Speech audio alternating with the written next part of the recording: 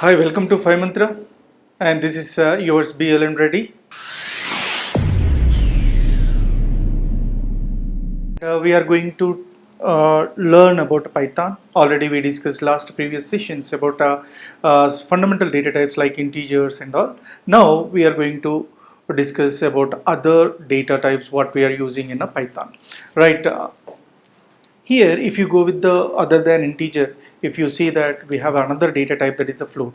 Float is nothing but a decimal numbers, okay? And these decimal numbers have a floating values like 2.4, 3.5, like these numbers I want to represent. Whenever you want to represent these, this special representation is important. Why? Because we have to represent the dot or pointer is very important, right? So here, whenever you want to represent any data into the decimal point, so you have to depend on a float data type.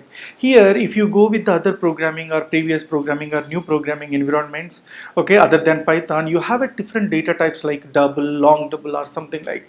But here, only one data type to represent decimal numbers, that is a float. Okay, and here this float is represented or implemented with the help of class. That is, class is nothing but a class name is nothing but a float. If you go with this, how to represent this float type is simple. F equal to 1.234, whatever you are giving, 1 point after that any digits, if you given 0 or 1 or 2 or 3 or what, then it will take as a float number. Now I want to represent this one into the float number, so I have to go with the exponent form also. Whenever you want to go with the exponent form, you will go with the capital E or small e. There is no difference, right? Okay, and this exponential form is very important to represent the big floating numbers, right? Like Python, in Python you can represent big numbers like pi numbers or pi constant or any other constant. If you want to represent, you have to represent more floating values. So it is very difficult to represent the float values to a large number in other programming language. Why? Because there is a many memory constraints we have, but in this Python you don't have a memory constraint. Already we last session already I said that this data is occupied heap memory.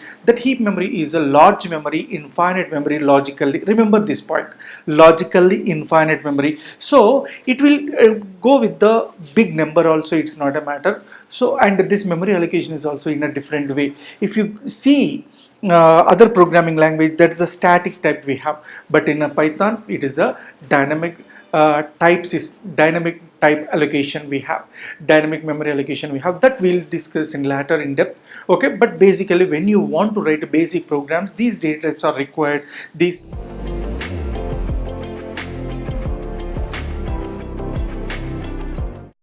complex number system. This, when you were, what is the use of complex number means when you are working with the pure mathematical activities or programming through programming, so you have to use the complex number. You have to represent, you have to provide a memory representation, but this is not available in other programming languages. When you want to do this, you have to go with the separate user has to define, programmer has to define his own data type. But now in Python it's not required. Predefined built-in data type is available in a Python. So that is implemented with the help of class complex, and it's have a special format. You know that already. If you know the mathematical format, it is have a special representation. And when you want to represent a small number in a complex format, you have to follow this a plus bj or ib or something like we have. But in Python we will represent complex number with the help of a plus or minus bj. Anything you can do that. What is a and what is a b and what is a j is, if you see that a and b are numeric values you can give, you can go with the decimal values also, it's not a matter. But this a we called as a real part and b we called as a imaginary part. And what is the j value consist means, it is a simple, it is an imaginary part, and when you were going with the j, and this is nothing but a j square equal to -1, j equal to root of -1.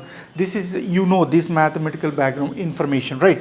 So this number, when you want to work with this number like addition or subtraction, any operation if you want to do, that operation you can work with the complex data type. If you want to do this in other programming, it is very difficult. Why? Because programmer has to do a lot of background activities, like he has to create his own data type, and he has to define what is the type of A, what is the type of B, and next what are the operations you have to perform.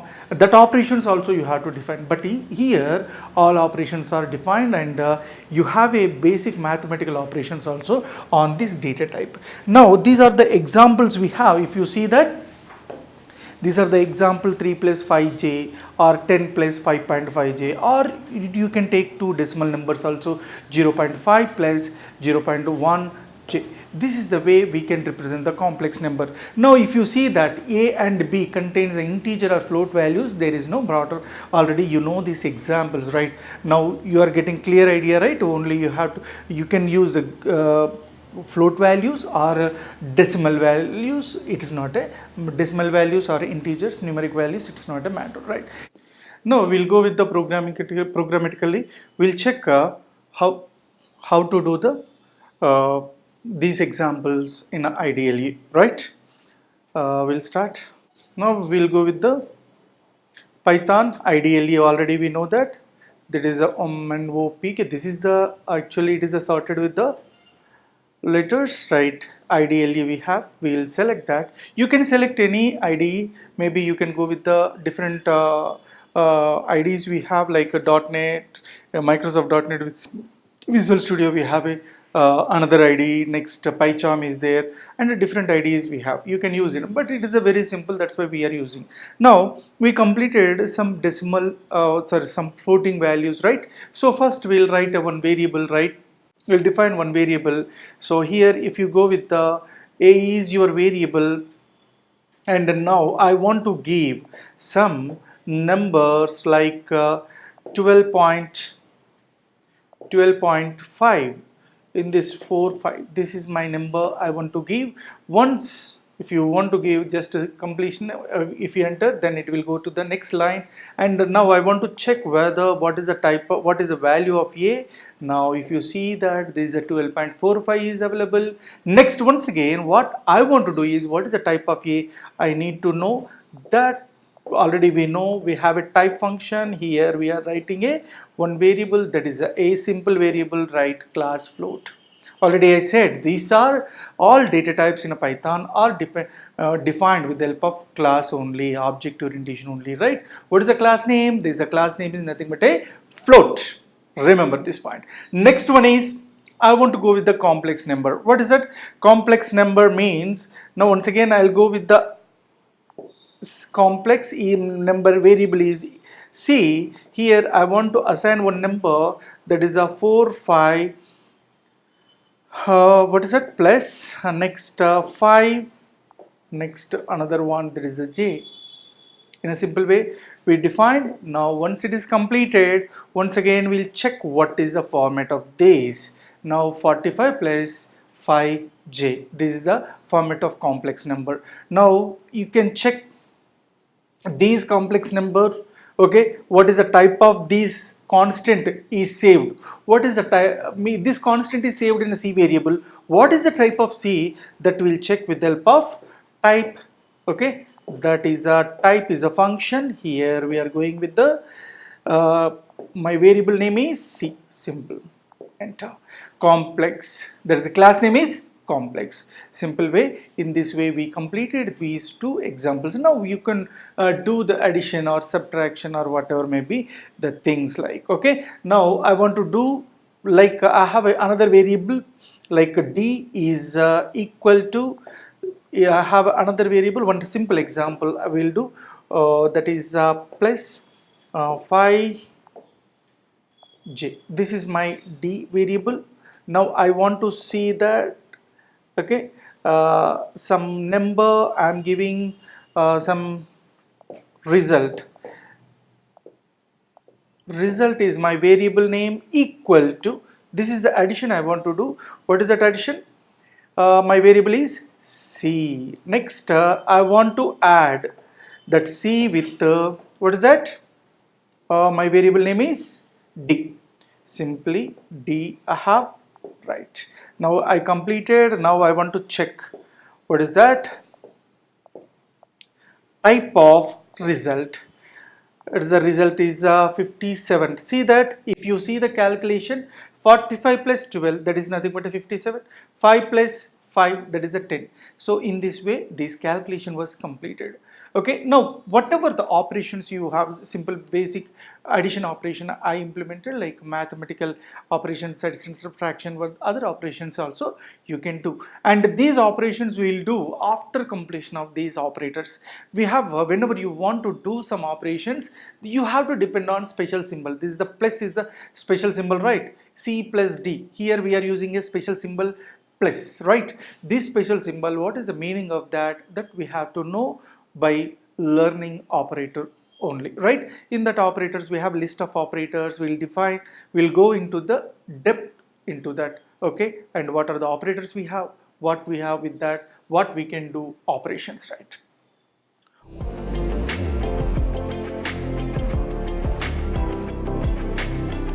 Other data types we have, that is a Boolean data type. Okay, in this Boolean data type, so what Boolean bool data type is, bool is nothing but a Boolean data type. It have a two constant, one is the true and another one is the false, and this is the special representation. Okay, and all high level languages have this true and false concept, right? Okay, when these Boolean data type is used to compare two things, right? Okay, whether it is a true means there is a greater or less or small, like you want to compare two numbers or you want to compare two things, right? There you will get a either yes or no, you will get, right? That yes or no will be represented with the help of true or false, and there have allowed only two values, one is a true, another one is a false. If you see that, okay, it have a values are true and another one is a false. If you see that false, now a equal to 10, b equal to 20, now c equal to a less than b, right? Okay, this is the less than, this is also another symbol, and this is the relational operator what we call. This symbol we have to know, and just basic representation already you know the mathematical foundation, right? So you can get it right, a less than b, yes, it is a true or false, you will get a true, right? That result will be the true, that will check. And if you go with the other examples like b equal to true, directly you can give the value also type b, that is a Boolean type you will get, and internally Python represent true as a 1 and false as a 0. Now we'll check once again the Boolean data type, right? So here Boolean data type we have like one variable, that is a two constant we have already I said, that is a true and false. Now I have a equal to, this is a equal to operator I have here, I am giving true, true, right? Okay, what it will give, just to check it, it will give the error. Why? Because these are the true and false are two important constant. Okay, two important keywords, not constant. Okay, two important keywords we have. Okay, and these are the special representation. You have to remember that true and false, first letter must be capital letter. Once again we'll do that. Now a equal to, this is my variable name, my a variable name is a, and I am giving t r u e, this is the, see that, now you can understand what is the use of this. Is a equal to true, now enter, now you will print a, what it will print, see that, simply a equal to true. Now once again what I'll do is b equal to false, I'll give, okay, b equal to false. Now once again I'm doing wrong, what is that? You have to give a capital, first letter must be a capital letters, right? This is the important information you have to remember. Okay, next, once again I'll give the p, then it will print false only. Then my question is, what will happen if I do a minus b? A minus b, this is a ridiculous calculation operation it is, but basically I said a and b are true or false, but basically I said Python have a true is a 1 and false is a 0. What you will get, that we'll see that 1 minus 0, that is a 1, you make comfort, right? Okay, you get clear idea about that. Now just check it, a minus b. Now a minus b equal to 1 means a is a true, that is a 1, and b is a 0. 1 minus 0 equal nothing but a 1. So now you are getting clear idea that true and false are nothing but a 1 and 0 in a Python internally. Okay, now once again we will see that other operations. Now I want to see that a equal to another variable I am giving, a equal to some comparison I want to do, like 4 5 6. Next b equal to, okay, b equal to I have a 7 8 9. Okay, now I want to check a less than b or not. Where is the less than operator? Right. Okay, less than operator. Yes, a less than b. True or false? You will get. Okay, a less than b. Yes, it is true. Now b less than, b less than a. I want to know. Yes. Now see that false.